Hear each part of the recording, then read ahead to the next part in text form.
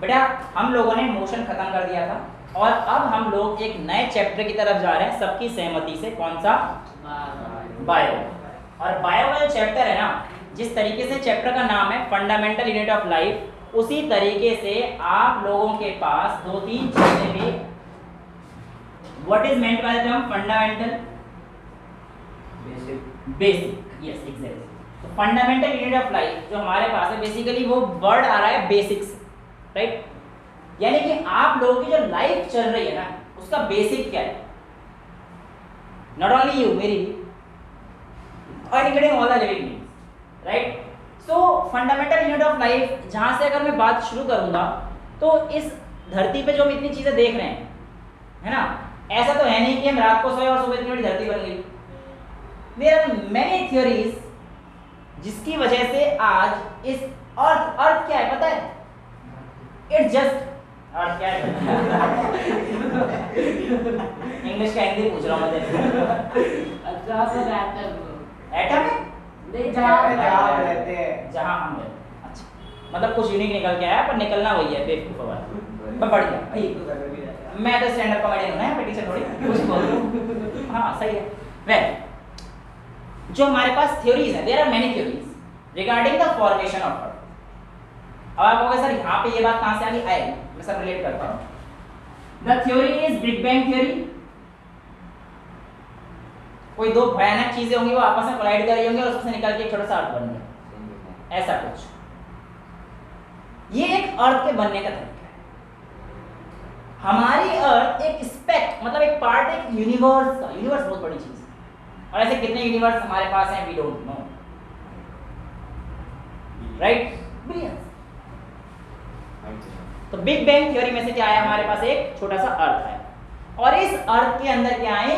Living forms आए। Y only अर्थ?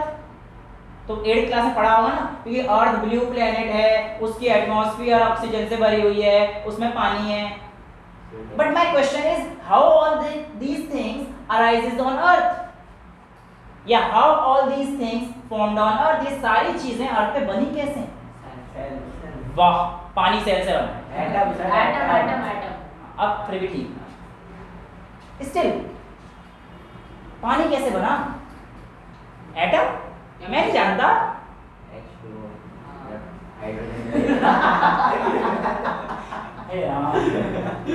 कोई बचा सकता है? हाँ जी, कोई आइडिया? क्या सर? कैसे बना होगा? ऑक्सीजन कैसे बनी होगी? तो जब बिग बैंग हुई थी, जब पार्टिकल्स कोलाइड हुए तो गैसेस निकली थी। Do agree. ठीक है, एक लॉजिकल पॉइंट है उस बच्चे का कि सर जब बिग बैंग थ्योरी हुई होगी तो कुछ ना कुछ गैसेस निकली होंगी, एंड कुछ ना कुछ थ्योरीज इसकी बात से एग्री करती हैं, यानी कि जो बहुत बड़ी बड़ी थ्योरीज हैं वो एग्री करती हैं। यस। एक्चुअल में क्या है, अगर हम लोग आज सुनना ध्यान से, अगर मैं आज एक्सपेरिमेंट करना चाहूँ ना तो मैं कामयाब नहीं हूँ। रीजन क्या है कि आज मेरे पास अर्थ का जो इन्वायरमेंट है वो ऑलरेडी ऑक्सीजन से भरा हुआ है, और इस समय पर मेरे आसपास ऑक्सीजन ऑलरेडी अवेलेबल है। तो right now the condition of this earth is oxidising environment. कैसा है? ऑक्सीडाइजिंग। क्यों है ऑक्सीडाइजिंग? क्योंकि oxygen present. Clear? Next thing, earlier, ये है आज की कहानी और ये है पुराने जमाने की कहानी। आज की कहानी कैसी है? ऑक्सीडाइजिंग। लेकिन अर्लियर टाइम की जो बेटा कहानी हुआ करती थी, द एटमॉस्फेयर वॉज रिड्यूसिंग मतलब कोई ऑक्सीजन नहीं था। तो लाइफ कैसे? लाइफ कैसे? एग्जैक्टली, ये तो सब पढ़ना है बेटा मैंने, fundamental unit of life. Actually problem ये है, 9th क्लास में चैप्टर डाल तो दिया जाता है, लेकिन बेसिक से कुछ मतलब चीजें हैं। अब या तो ये समझ लो कि बुक वाले समझते हैं कि 9th क्लास के बच्चे बहुत छोटे हैं तो इतना क्या ही पता पढ़ पाएंगे, लेकिन ऐसा नहीं है। पढ़ाओ तो पढ़ लोगे, ऐसा मैं मानता हूँ। पढ़ाओ तो पढ़ लो। क्वेश्चन आया ना इसके दिमाग में, सर फिर जब ऑक्सीजन की लाइफ कहाँ से? एग्जैक्टली पॉइंट ये होना चाहिए। Okay, now I am telling you few things. जब वो कॉलिजन हुआ तो उस टाइम पे हमारे पास कुछ गैसेस थी। मार्श गैस किसको बोलते हैं पता है किसी को? Marsh gas. मीथेन नाम का वर्ड सुना है? Methane is also called Marsh gas, ठीक है। और मीथेन का बेटा फॉर्मूला होता है CH2। मीथेन का फॉर्मूला क्या रहता है? CH4। उसके अलावा वहां पर हमारे पास कार्बन डाइऑक्साइड भी रहा, उस समय पर कार्बन डाइऑक्साइड भयानक मात्रा में कार्बन, क्या था, कार्बन डाइऑक्साइड तो आजकल टेम्परेचर कितना बहुत हाई था। वोल्केनिक इरप्शन पता नहीं कितने हो रखे होंगे, मैंने पढ़ा है, एक्सप्रेशन ऐसे दे रहा हूँ कितना पता हो, पढ़ा है बस मैंने, मैं कौन सा उस जमाने का हूँ, मैं पढ़ा हुआ है, सब में लिखा हुआ। वेल हुआ क्या, इतना हाई टेम्परेचर, इतना हाई प्रेशर, तो कहीं ना कहीं ये गैस तो मर्ज हो जाएंगी। और यहाँ पे क्या दिख रहा है तुम्हें, H, हाइड्रोजन दिख रहा है, यहाँ पे क्या दिख रहा है, ऑक्सीजन। कहीं ना कहीं अगर किसी भी मात्रा में H और O मिल गया और गलती से ये H2 बन गया तो पानी आ गया। इस तरीके से धरती में क्या आया था, पहली बार पानी आया। लेकिन तो ऑक्सीजन कहाँ से, बात तो यही मुद्दे की। वाह CO2 में से जैन को हटा दो, ऑक्सीजन आ गया। ओ सॉरी, CO2 में से C को हटाना पड़ेगा, मैंने बोला जैन को हटा दो, जैन तो C है। चलो देखते हैं जैन, समझ में आया जो, चल ठीक है। वेल बेटा ऐसे नहीं होता, अब सुनो ध्यान से, मैंने क्या बोला, उस टाइम की कंडीशन क्या थी, टेम्परेचर क्या था, टेम्परेचर क्या था, हाई प्रेशर, बहुत ज्यादा गर्मी थी, भयंकर गर्मी थी बेटा। अब सुनो मैं तुम्हें कहानी सुनाता हूँ बड़ी, क्या बेटा, दिल्ली की ये गर्मी नहीं है बेटा, ये गर्मी है। मैं उस समय जो कंडीशन बता रहा हूँ ना आपको, आप अभी 2 मिनट में इमेजिन करो कैसे रही हो। डोसा खाया, बनते हुए देखा है, कैसे बनाते हैं, एक टेबल होता है और उस पे ऐसे ऐसे करते हैं, बट उससे पहले पानी मारते हैं, पानी जैसे इस पे पड़ा क्या हो जाता है, उससे भी ज्यादा गर्मी थी। दिल्ली का टेम्परेचर 42, 43, 44, लास्ट में शायद 49.3 अब कुछ गया था, पता नहीं 48, 49 मैक्स। बेटा मैं बात कर रहा हूँ 1000 डिग्री सेल्सियस से भी ऊपर रहा होगा। It was a very, enormous amount of heat that you can even think of. Sir gold जल्दी पिघल जाता होगा उस समय, कोल तो डेवलप ही नहीं होना, अभी तो पेड़ आए नहीं जिंदगी में। यहाँ आता है ना मजा साइंस पढ़ने में, अगर होता तो हाँ पॉइंट बहुत जल्दी पिघलता है। वेल पॉइंट आगे देखते हैं, H2O बन रहा था, इतनी गर्मी थी कि H2O बने भाप बन जाए, और जब H2O में से भाप बन गया तो गैस कौन सी निकल गई अलग से, हाइड्रोजन और ऑक्सीजन। नाउ ऑक्सीजन आ गई धरती में। अब हम अज्यूम कर सकते हैं कि कुछ लाइफ फॉर्म्स आई, अबे पूरी कहानी बना दी, मैंने बता दिया पानी कैसे आया है, पूछ रहा है दिमाग लग गए।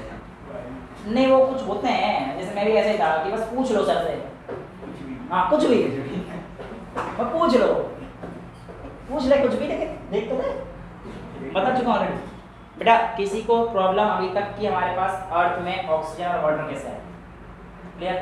क्या अब आप लोग मेरी इस बात से सहमत हो कि अगर मैं अब चैप्टर को पढ़ाने के जाऊं सेल को, तो शायद मैं अब सही हूं, क्योंकि मैंने आपको बता दिया कि हाँ हमारी अर्थ किस तरीके से सेल को लेकर आई, क्योंकि इसके पास नेसेसरी कंडीशन जो चाहिए थी ऑक्सीजन और वाटर ही। अब क्या आप गैस कर सकते हो सबसे पहला जो ऑर्गेनिज्म आया होगा इस धरती पर वो पानी में रहा होगा या जमीन पे? एग्जैक्ट। यानी कि अभी जब हम लोग क्लास 11th में जाएंगे और इवन जो हमारा बायोडाइवर्सिटी कटा हुआ है उसे भी हम लोग पढ़ेंगे, है ना, वहाँ पे हम लोग देखेंगे कि इवोल्यूशन पानी से हुआ है, हम जो इवॉल्व हुए हैं वाटर के एक सेल से हुए हैं। वाह वेरी इंटरेस्टिंग। वेल इसमें इतना डिटेल में नहीं जा पाएंगे, अब ये समझ में आ गया, हटा दो कोई दिक्कत तो नहीं। अब आते हैं NCERT के पहले पेज, NCERT के पहले पेज पर, ठीक है। आप लोग अपना आराम से खोल के देख लेना, एक आध ईयर वियर रहता है, वो एक येलो से बॉक्स में अगले पेज पर है, मेरे को ईयर बताते रहना जब मैं पूछूंगा, अदरवाइज कोई प्रॉब्लम नहीं, मैं आपको बताता हूँ क्या होगा। हाँ कोई बात नहीं, याद कर लेना, बस मैं ये कहना चाह रहा हूँ, क्योंकि जब आप अच्छे लेवल पे कॉम्पिटिशन दोगे NTSC वगैरह का तो हो सकता है वहाँ से ईयर पूछे, राइट, या KVP वगैरह जो भी एग्जाम अच्छे लेवल पे दोगे। वेल आगे आ जाए, fundamental in basic, fundamental unit of life जो हमारे पास है, ये हमारे पास सेल है।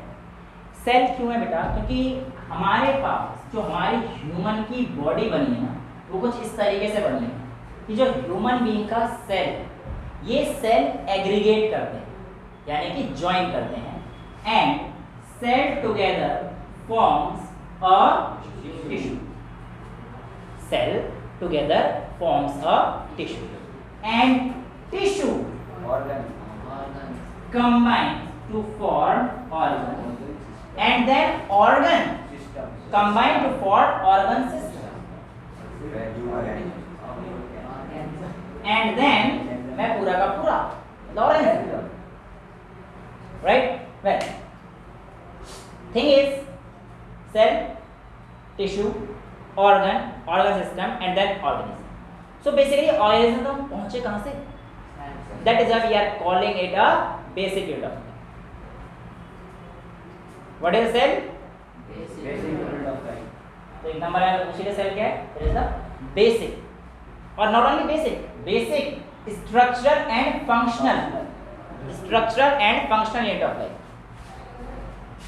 Okay, so cell is the basic structural and functional unit of life. Sir आपने देखा था फिर आपके बोर्ड पे क्या क्या लिखा हुआ था हाँ कुछ बच्चे लिख के गए थे एक आगे BQ की वैल्यू लिखी हुई थी ना हाँ वो वांटेड भानु कुछ करके ऐसा नहीं BQ की वैल्यू बैड बॉय अच्छा कोई बात नहीं मतलब पर उन बच्चों मुझे काफ़ी अच्छा लगा कि मेरा पेट करा था बच्चों ने काफ़ी वेल विशेस भी लिखी थी कि सर जल्दी ठीक हो जाओ और कमेंट भी अच्छे करे थे बट ठीक है थैंक यू सो मच अगर आपने सब लिखा है जो भी एक्सरसाइज चलो हो गया और कुछ बोलना है चलें आगे ओके नाउ हमारे पास एक साइंटिस्ट थे रॉबर्ट दो नाम है इसमें कौन एक रॉबर्ट ब्राउन है और एक रॉबर्ट मैं रॉबर्ट साहब की बात कर रहा हूँ एंटन वैन लीवेनॉफ पढ़ रहा है अरे रॉबर्ट नाम के दो बंदे थे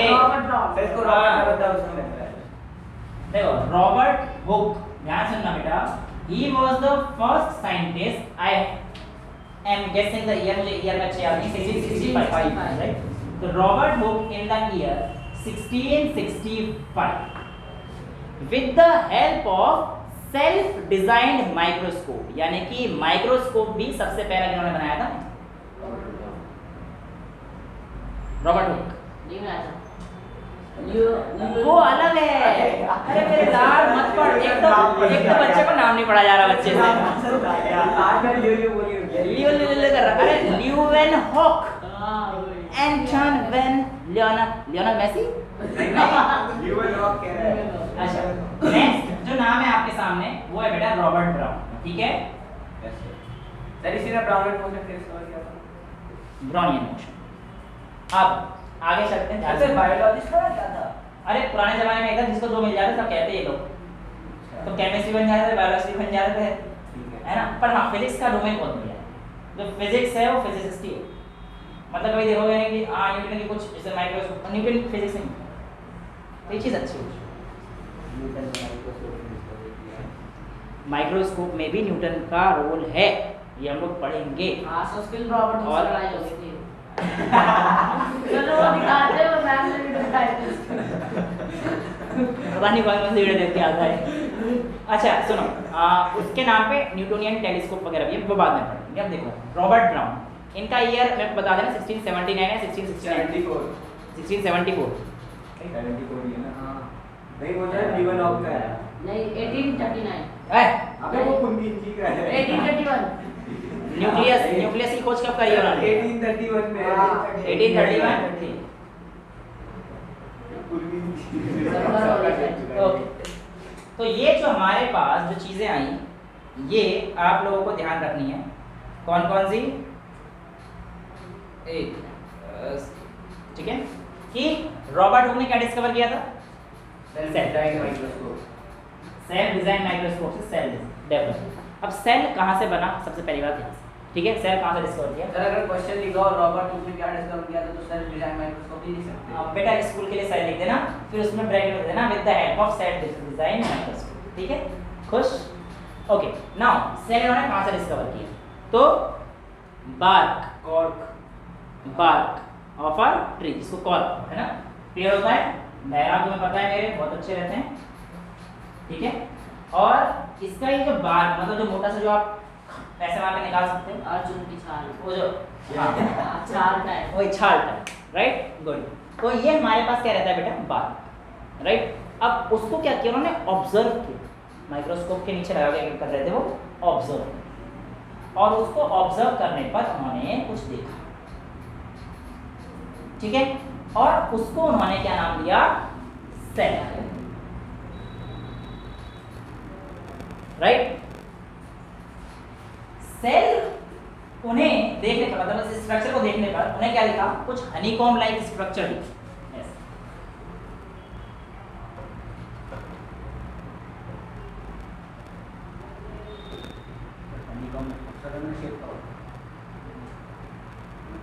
मैंने कहा कुछ ऐसे दिखा, मुझे नहीं पता। अच्छा ठीक है, ऐसे कुछ स्ट्रक्चर उन्होंने दिखा, राइट। और एक चीज और देखी उन्होंने कि ये शायद दिखे नहीं होंगे, ये दिखे होंगे, देख लो मान लीजिए, नहीं लिखे थे, क्योंकि माइक्रोस्कोप इतना अच्छा था ही नहीं, इसकी रिजॉल्विंग पावर इतनी अच्छी है, ठीक है। तो ये उन्हें ऐसे, तो बस वो दिखे थे कि वो अलग अलग डिवाइडेड थे।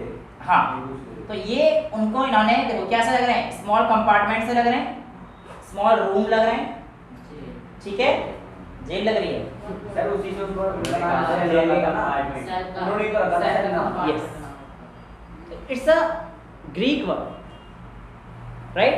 और a small compartment, cell means a small compartment और लिटिल रूम, तो ये लिटिल रूम, यहाँ से नाम क्या पड़ा, सेल। वेरी ग्रीक से, मोस्ट ऑफ द मीनिंग्स हमारे ग्रीक से हैं। मोरोवर जितने भी नाम हैं, ध्यान सुनना, जैसे ह्यूमंस को साइंटिफिक टर्म से बोलते हैं होमो सैपियंस, ह्यूमन बीइंग से नाम होमो सैपियंस। मैंगो को बोलते हैं मेंजीफेरा इंडिका, सर हम तो आम ही बोल लेंगे इसको, मैंगो, क्या कहते हैं, मेंजीफेरा इंडिका,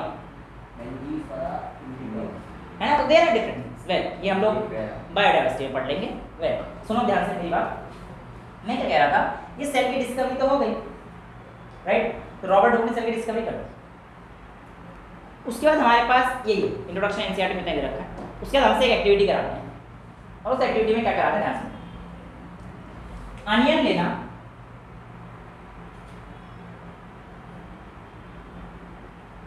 ठीक है, और एक पील इसकी लेना, और उस पील में से पहले सैफरन डाल दो,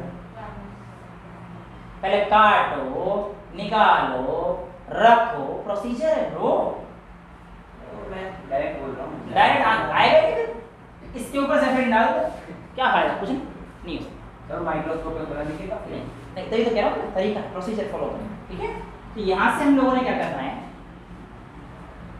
यहाँ से हम लोगों ने क्या करना है, इसकी एक पील निकालना, पील पता है ना, अनियन की पील वाइज स्ट्रक्चर, एक पील निकाला, उसमें छोटा सा फोर्सेप की मदद से पील निकाल दिया, और फोर्सेप क्या होता है, फोर्सेप क्या होता है, मेरे पास अभी डायसेक्शन बॉक्स इस रूम में जाके अगली क्लास में बताऊंगा, ठीक है। ऐसा होता है बेटा, ऐसे ऐसा होता है, सर चिमटे की तरह ना, हाँ चिमटे की तरह, उससे यहाँ से पकड़ लेते हैं, और आगे से थोड़ा पॉइंटेड भी होता है कि वहाँ से मैं देखा सर हमें डायसेक्शन बॉक्स, यस डायसेक्शन कहाँ बॉक्स से मिलेगा सर, सनी बूटी को, ठीक है, प्रमोशन कर दिया, मेरा नाम ले लिया उससे, भानु सर ने बोला, चलो वेल बात सुन लीजिए ध्यान से, ये मैंने फोर्सेप से क्या करा, इसको पकड़ लिया और उसको निकाल दिया। याद रखना, जब मैं उसको पकड़ता हूँ उसको मेरे को वाटर में रख देना, इसमें रख देना होता है वाटर में, एक माइक्रोस्कोप अवेलेबल करा दूंगा, कोशिश करता हूँ इस साल करा दूंगा, ठीक है। तो बेटा मैं उसको किस में डाल दूंगा, वाटर में डाल दूंगा। वाटर में क्यों डाला जाता है इसको, ताकि जो मेरा पील है वो ड्राई ना हो, वो बैक्टीरिया के इन्फेक्ट में ना आ जाए, राइट। तो मैंने वाटर में डाल दिया, वाटर में भी हो सकता है, वाटर में ऊपर इतना नहीं होता ना, मतलब कंपैरेटिवली बच कर है, राइट। वेल उसके बाद आपने ध्यान सुनकर कैसे करते हैं, इसका मैंने पील ले लिया, और यहाँ पर एक पेट्री डिश होगी, इस पेट्री डिश में क्या होगा मेरे पास, वाटर, और इस वाटर के ऊपर मेरे पास क्या होगा, एक पील। इसको जितना पतला काट सकते हो पतला काट, ये उतना अच्छा आपको दिखेगा, right. Now from this petri dish with the help of this forcep, इसको आपने उठाना है, एंड ये आपके पास क्या रहती है, स्लाइड। सर पैट्री डिश होता है, वॉच ग्लास होता है। वॉच ग्लास, पेट्री डिश भी हो सकता है, वॉच ग्लास में, ठीक है, दोनों में। यहाँ पे आपके पास क्या होती है, स्लाइड, ठीक है। इस स्लाइड के ऊपर आपने इसको उठा करके आराम से रख देना। यहाँ तक क्लियर, कोई दिक्कत नहीं। अब यहाँ पर रखने के बाद ध्यान रहे, इसके ऊपर आपको एक बॉटल के ड्रॉपर की मदद से 1-2 बूंद सैफरन के डालना। इसके डालना है सैफरन। मेरा क्वेश्चन, सैफरन के ड्रॉप्स क्यों डाले गए हैं, तो आपका आंसर क्या है, किसी को आइडिया है बेटा? Why are we putting the drops of saffron? सक्षम बाहर जाइए क्लास में, जो आपकी क्लास चल रही है। मैंने कल वीडियो देखी थी। हाँ ठीक है, नहीं दिखा रहा हूँ मैं बता दूंगा। चलो अभी क्लास चल रही 9 की, चलो मैंने फुल टेंशन 10 की नहीं। हाँ जी, सर कलर आ जाता है उससे, उसे सैफरन क्या है? सैफरन नहीं, सैफरन। ओके, गुड क्वेश्चन, ये भी अच्छा क्वेश्चन है। 9th के हिसाब से तो मेरी गलती है, मैंने बताया। सैफरन तो केसर होता है, हाँ बहुत महंगा आता है, जम्मू में खेती होती है। बेटा सैफरन एक्चुअल में क्या होता है, जब आप किसी भी चीज को देखना होता है ना, तो हम लोग डायरेक्ट नहीं देख सकते। ये रेड कलर की डाई है, रेड कलर की डाई है, जिसको मैं उस कवर स्लिप कह रहा हूँ, स्लाइड के जो पील है इस पे डालूंगा। इससे क्या हो जाएगा कि जो मेरा पार्टिकल मेरे जो पील है, ये स्टेन अपने अंदर ले लेगा और ये पूरा रेड कलर हो जाएगा। और जब मैं इसे माइक्रोस्कोप के अंदर देखूंगा तो मैं आराम से देख पाऊँ, उसकी वजह से मैं क्लियर देख सकूँ। तो ये स्टेन है, जिससे हम लोग इस चीज़ को स्टेन करते हैं। जैसे कि माइटोकॉन्ड्रिया नाम सुना है? अगर हमें अपनी बॉडी के पार्ट को देखना है तो हाँ, तो भी करते हैं हम लोग। किसी का भी स्लाइड में कैसे डालेंगे? उसका टिश्यू निकाला जाता है, सेल निकाला जाता है उसका, उसकी स्टडी करी जाती है, तभी तो पीएचडी होती है इस चीज़ पे, एक चीज़ पे पीएचडी कर लिया जाता है। ठीक है, अब सुनो ध्यान से आगे। अब मैंने बोला आप लोगों से कि यहाँ पे सैफरन डाल दिया, ये कौन सा, इसने स्टेन ले लिया और उसके अलावा मैं उसे माइक्रोस्कोप पे देखूंगा। ठीक है, तो माइक्रोस्कोप में क्या देखे, मुझे ऐसे ही दिखे, और इवन माइक्रोस्कोप में ऐसे दिखे ना, वो तो हमारी एनसीईआरटी में डायग्राम बना रखा है।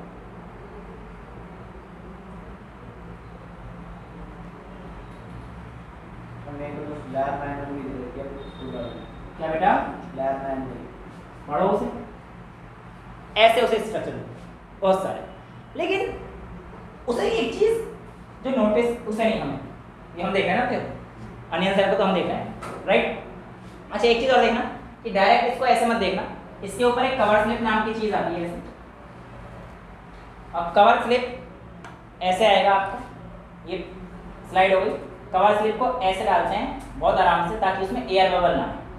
एयर बबल आता है ना, फिर वो दिखता नहीं स्लाइड अच्छे से, राइट। ये सब काम under the expert advice of teacher होगा।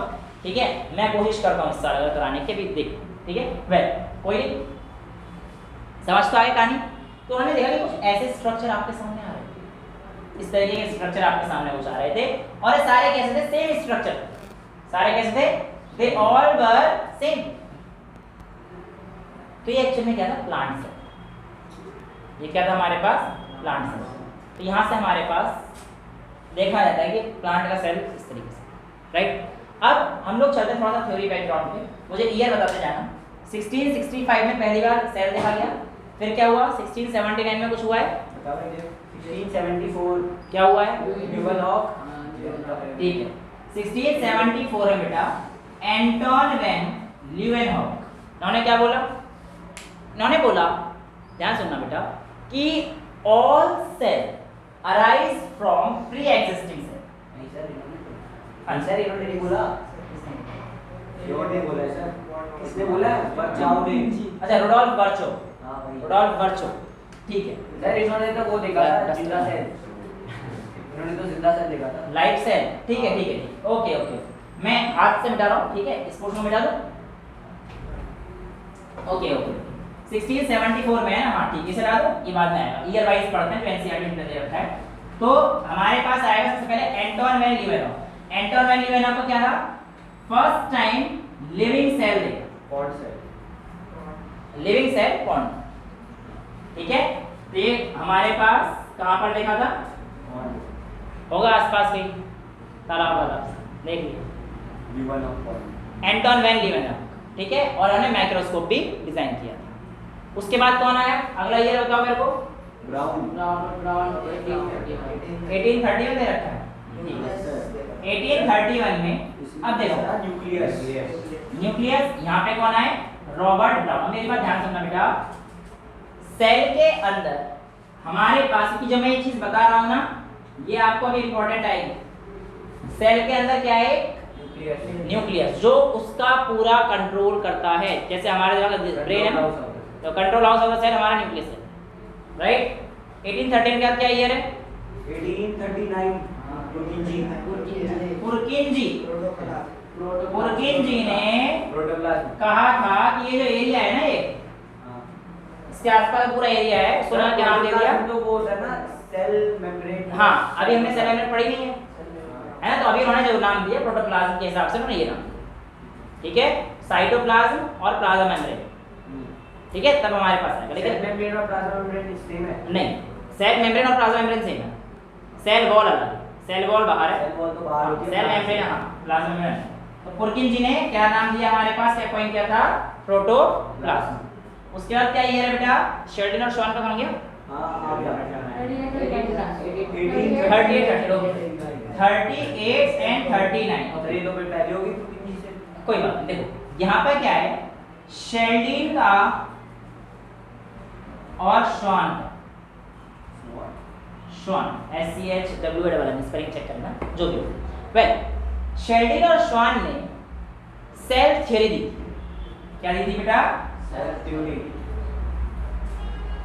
अभी सेल थ्योरी क्या है इसकी टेंशन नहीं मत लो, ठीक है। ये basic unit of life, cell is the special and basic unit of life, ये बेसिकली सेल थ्योरी है। ये किसने दी थी, हां पूरा वो तो लिखा कोई बात नहीं, सेल थ्योरी दी थी, है ना। अब एक चीज क्या रह गई हमारे पास अभी, रुडोल्फ वर्चो का, रुडोल्फ वर्चो दे रखा है इसमें, वर्चो साहब का ईयर दे रखा है 18 वही है। उसके बाद तो आप वही है 1855, यहाँ पे आए रुडोल्फ वर्चो, 1940 का दे रखा है। अबे वो तो इलेक्ट्रॉन माइक्रोस्कोप, वो तो इलेक्ट्रॉन माइक्रोस्कोप की डिस्कवरी। तो 1940 में हमारे इलेक्ट्रॉन माइक्रोस्कोप की डिस्कवरी हो गई, और इलेक्ट्रॉन माइक्रोस्कोप की वजह से हम लोग अब सात चीज बहुत आराम से देख सकते हैं। रुडोल्फ वर्चो ने कहा था, ध्यान सुनना बेटा इस चीज को, all cells arise from pre existing, from pre existing cells, मतलब जो भी हमारे पास सेल अराइज होंगे ना, वो तभी अराइज होंगे जब उनसे पहले कोई ना कोई सेल रहा। और इसी का जो ग्रीक में ट्रांसलेशन है, मैं आपको वो करता हूँ, आपकी बुक में नहीं है, बट अगेन वही जो एनटीएससी का पेपर दे रहे हैं उनके लिए आ सकते हैं, जो ऑल इंडिया लेवल पे खेलेंगे क्वेश्चंस के साथ, उनके लिए इसकी ट्रांसलेशन मैं ये कर दूं, ये है ओमनिस सेल्यूले ई सेल्यूले, ठीक है। ये वर्ड एज इट इज उठ के आ जाता है, ओमनिस सेल्यूले ई सेल्यूले, इसका मतलब यही है all cells arise from pre existence. क्या ग्रीक में लिखा है, अरे जो किताब में लिखा था वही तो बता रहा हूँ, मुझे नहीं आती, मुझे क्यों आएगी, मुझे आती है हिंदी, जिसका मुझे गर्व है।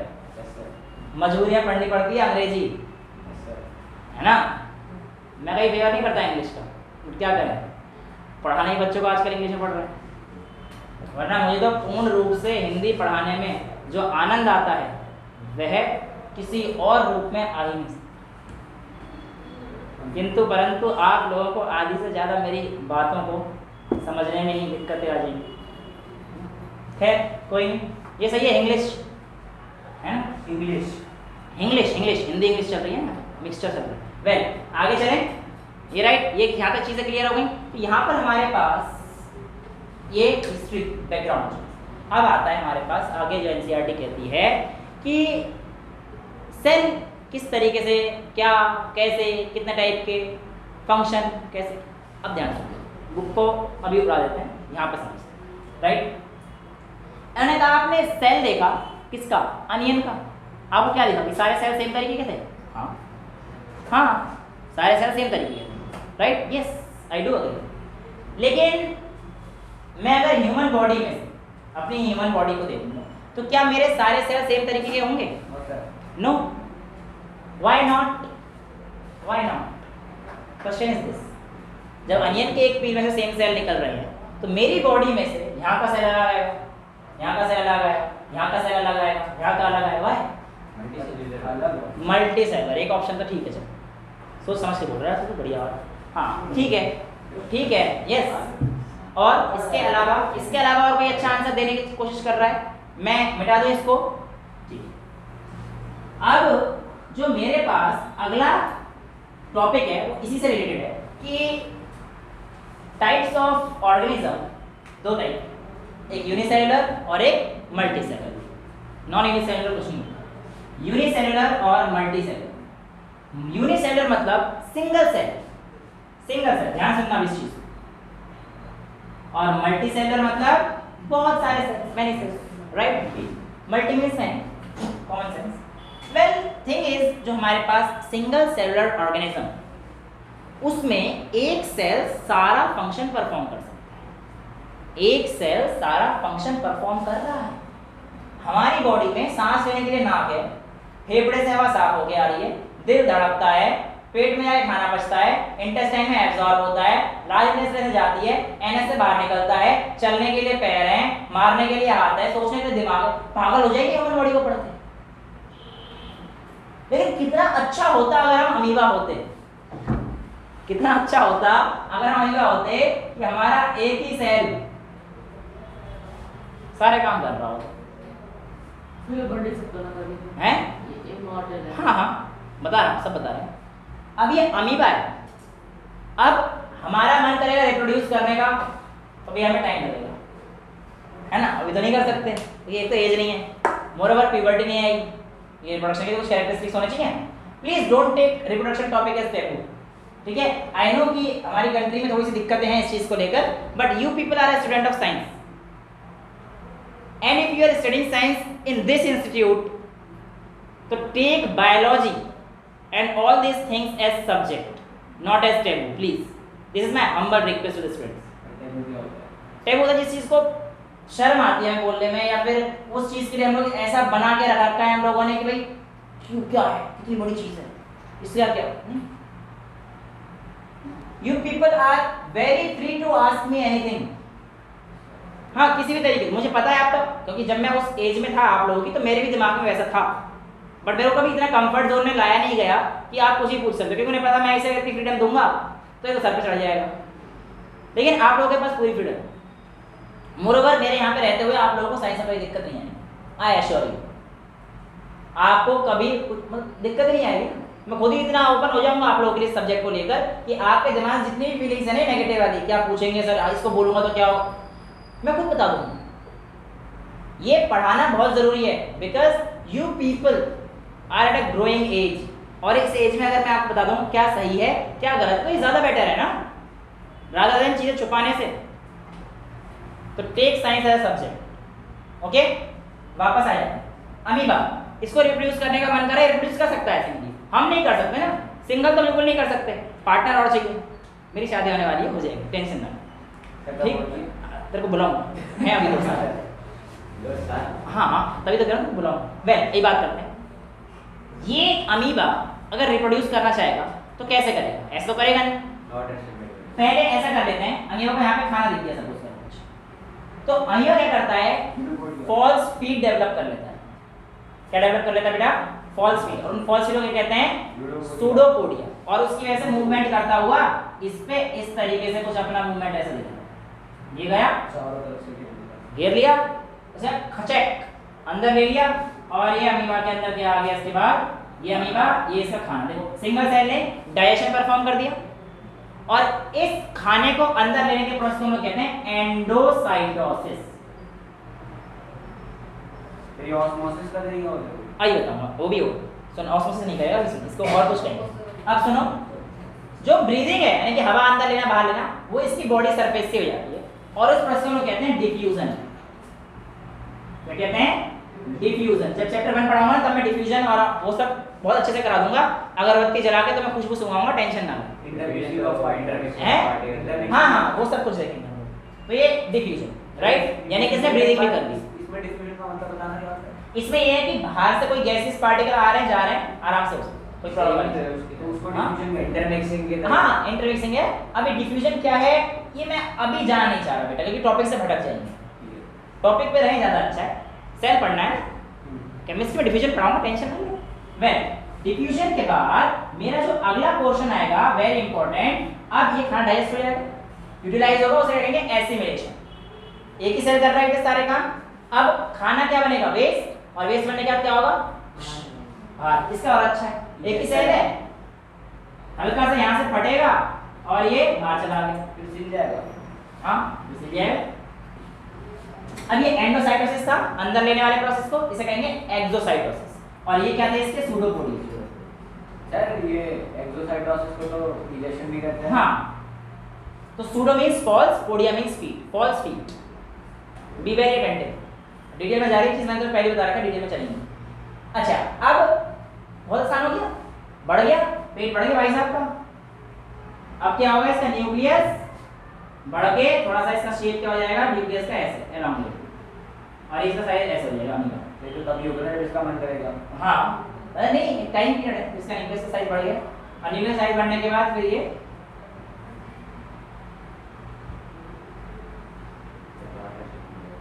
ऐसे, और फाइनली क्या हो जाएंगे, 1 से 2। और इसी चीज को हम लोग रिप्रोडक्शन कहते हैं, ए सेक्शन। क्लियर? तो यहाँ पे क्या है, single cell, unicellular, right. Talking about the, इसके और भी एग्जांपल्स हैं, जैसे क्लेमाइडोमोनास एल्गिएट, वो भी यूनिसेलुलर है। पैरामीशियम, बैक्टीरिया, फ्रैगमेंटेशन भी होती है, वो अलग चीज है, बेटा रिप्रोडक्शन में पढ़ाऊंगा पूरा, वो एसेक्सुअल पार्ट में, ठीक है। एक्चुअल में आप जो बोल रहे हैं बिल्कुल सही है, फ्रैगमेंटेशन में चीजें टूट के 2 में टूटती हैं। क्वेश्चन पूछ लिया फिर कह दोगे सर को आता नहीं होगा, इसलिए कह रहे हैं अगली क्लास में आते हैं, ऐसा नहीं है। एक्चुअल में क्या होता है, देखो ये जो प्रोसेस है ना टूटने का, मल्टीप्लाई होगा, इसे कहते हैं बाइनरी फिशन, कहते हैं बाइनरी फिशन। और जो आप कह रहे हैं फ्रैगमेंटेशन होता है, उसमें भी ये कि बॉडी का मल्टीप्लाई हो जाते हैं, बॉडी का कोई एक पार्ट ग्रो कर टूट जाता है, और ये भी 1 से 2 बन जाएगा, 1 से 2 बन जाएगा। लेकिन याद रखना, फ्रैगमेंटेशन सिर्फ और सिर्फ मल्टी सेलुलर ऑर्गेनिज्म में होती है, और ये जो बाइनरी फिशन है यूनिक सेलुलर, ठीक है। ये बेसिक डिफरेंस है। लेकिन एक्चुअली क्या है, यहाँ जाऊंगा तो मैं टॉपिक से भटक जाऊंगा, इससे भटकना नहीं चाहता, ठीक है। आ जाऊँ वापस क्वेश्चन, अभी बहुत इंपॉर्टेंट पार्ट आने वाला है। मेरा क्वेश्चन था कि मेरे यहाँ पे अलग सेल, यहाँ पे अलग सेल, यहाँ पे अलग सेल, एक आंसर आ गया मल्टी सेलुलर, राइट। ओके बेटा, I do agree with you, but the main reason is जो हमारे जो सेल हैं उनका शेप और साइज उनके फंक्शन पे भी डिपेंड करता है। किस पे डिपेंड करता है? जैसे कि फैट सेल का काम क्या होता है, उसकी तोंद बाहर आ रही है, आराम से देखो, न्यूरॉन अलग न्यूरॉन उसके अलग ही काम कर रहे हैं। तो जो तोंद बाहर आ रही है उसमें कौन सा सेल है? Fat cell. तो फैट सेल कैसा होना चाहिए? मोटा। तेरे को नहीं कह, फैट सेल होता है, फैट सेल मोटा होना चाहिए। तो फैट सेल मोटा होता है क्यों मोटा होगा? स्टोरेज के लिए। फैट स्टोरेज नहीं बोलेंगे बेटा, स्टोरेज के लिए। फैट सेल का नाम ले रहे हैं ना, तो फैट सेल का काम आएगा स्टोरेज का। समझ में आ गया? अब नर्व सेल जो होगा हमारे पास, मैं तुम्हारे पास ये देखो, अभी ध्यान से देखना क्या किया उसने। छोड़ दे समझ, अभी चीज चल रही है। मैंने पेन फेंका, उसने क्या किया? बचने की कोशिश करी। क्यों करी? ताकि उसके लग ना जाए। उसके दिमाग ने एक सिग्नल भेजा और वो इतना जल्दी पहुंचना चाहिए था कि मेरे पेन फेंकने से पहले वो बच जाए, यानी कि पेन उसे हिट करे उससे पहले वो बच जाए। और ये चीज आंख में फेंका तो हाथ ऐसे आ जाता। सर ये तो सो रहा था, तो तब तो आप हाँ, इस पे तब खींच के मारता मैं, तब भी नहीं पता पड़ता था। हाँ sir cell. Well coming back to the point, क्यों ऐसा? क्योंकि यहाँ पे कौन सा सेल है? Nerve cell. और नर्व सेल कहाँ बेटा? सिग्नल पहुंचाना जल्दी से जल्दी, तो इसकी लेंथ लंबी होती है और इसमें नर्व एंडिंग ऐसे होते हैं, नर्व एंडिंग कहते हैं। और यहाँ पे हमारे पास सेल बॉडी होती है और इस सेल बॉडी में ऐसे आप बहुत सारे डेंड्राइट्स, ठीक है, ये सारा आप लोग पढ़ेंगे इस टेंशन। ये एक नर्व सेल का लंबे है ना, इंफॉर्मेशन पहुंचाने, शेप ऐसे चेंज हो गया है ना। ये जो हमारे पास है, ये कौन सा सेल होता है? स्पर्म सेल, मेल में। ऐसा क्यों होता है? टेल है, भागने के लिए। 3 इडियट्स देखिए, उसमें कहता है जिंदगी में आने के लिए इतने 100 मिलियन से रेस लगे, बिल्कुल इसे रेस लगानी है, फर्टिलाइज होना है, रेस लगानी पड़ेगी। इसका शेप देखो, टेल है इसके पास, और टेल है माइटोकॉन्ड्रिया होते हैं जो इसे एनर्जी प्रोवाइड करते हैं। इसका शेप ऐसा क्यों है? क्योंकि इसे भागना है यार, स्ट्रीमलाइन बॉडी। ओवा कुछ करना ही नहीं है, उसे पड़े रहना है, उसे पता है कोई ना कोई स्पर्म आएगा मेरे पास ही आना है, उसे पड़ा रहता है मोटा सा ओवा हैं। अरे स्पर्म इतने कमीने होते हैं, कहीं ना कहीं से आ जाएंगे, जरूरी नहीं है इधर से आ जाएगा। अब भाई millions of sperms you are releasing in one ejaculation. एक बार जब इजैकुलेट करता है ह्यूमन मेल तो मिलियंस ऑफ स्पर्म इजैकुलेट करता है। हाँ जी, क्लास 11 बैठ जाओ।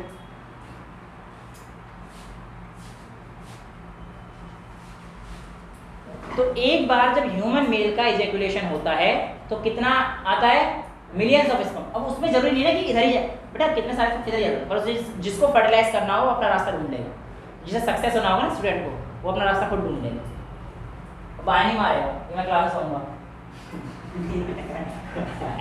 है ना। हाँ कि सर वो ना स्कूल में इतनी पढ़ाई होती है, अब मैं थक जाता हूँ, मैं यहाँ पे आता हूँ, एक तो 5 बजे का ट्यूशन है आपका, कुछ बच्चे 3 बजे आते हैं, उनका नहीं, मैं 5 बजे आता हूँ, फ्री में सोऊंगा। कोई वो जगा रहा है तेरे को, उसे क्या देखूं, गलती तेरी है, चट्टू मार भर के इसके, कम मारा है तूने भी। अच्छा वापस समझ में आया? The cell have got different shape because it depends on what function do they perform, what function do they perform. यहाँ तक चीजें क्लियर हैं? यहाँ तक किसी बच्चे को कोई डाउट है? नहीं है, ठीक है।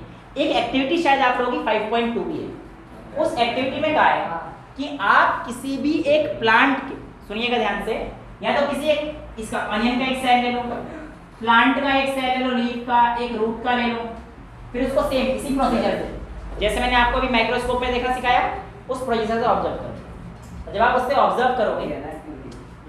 ऑब्जर्व करोगे, सुनो एक बार बेटा, तो क्या आपको सेम चीजें दिखेंगी? तो आंसर क्या है? यस और नो? नहीं दिखेंगी। सेल के स्ट्रक्चर सेम चीजें दिखेंगी भी नहीं भी, मतलब एक ही क्वेश्चन है, 4-5 क्वेश्चन है, मैं आपको सारे बता देता हूँ, चेक करना, जो कुछ छूट जाए मेरे को बता दो। मैं सेम चीजें इस बार नहीं दिखेंगी। अनियन के केस में क्यों दिखी थी? क्योंकि वो एक अनियन का पर्टिकुलर सेल था ना। मैं अब इसका अलग अलग चीजों को कंपेयर कर, भाई एक रूट का पार्ट, एक शूट का पार्ट, तो how can they be similar? Cell के स्ट्रक्चर अलग अलग होता है। स्ट्रक्चर नहीं बोलेंगे, शेल का शेप और साइज अलग अलग होगा। अभी थम जाओ मतलब रुक जाओ। तो कहने का मतलब ये है कि जो आपका सेल है उसके हमारे पास शेप और साइज अलग अलग होंगे, किस हमने अलग अलग पार्ट से लिया, because they perform different functions and that is why they are alike, not like के आगे ए जोड़ देना, they are alike because they have different functions to perform, like I have drawn different things. इस part का अलग होगा, shoot का अलग फंक्शन होगा, रूट का अलग फंक्शन होगा, किसी और पार्ट का अलग फंक्शन होगा, depending on the function they perform, their shape varies. Clear? Next thing, क्या उनमें कुछ कॉमन था? तो आपका आंसर क्या आएगा? Yes. हर एक सेल के अंदर एक सेल की वॉल है, जिसको हम लोग सेल वॉल बोलेंगे। हर एक सेल के अंदर उसका एक न्यूक्लियस है। मैं ये थोड़ी बोला कि सेम है, कोई भी एक सेल ऐसा हो सकता है एक सेल ऐसा हो, पर सेल वॉल तो उसकी भी है, न्यूक्लियस तो उसके अंदर भी है, right?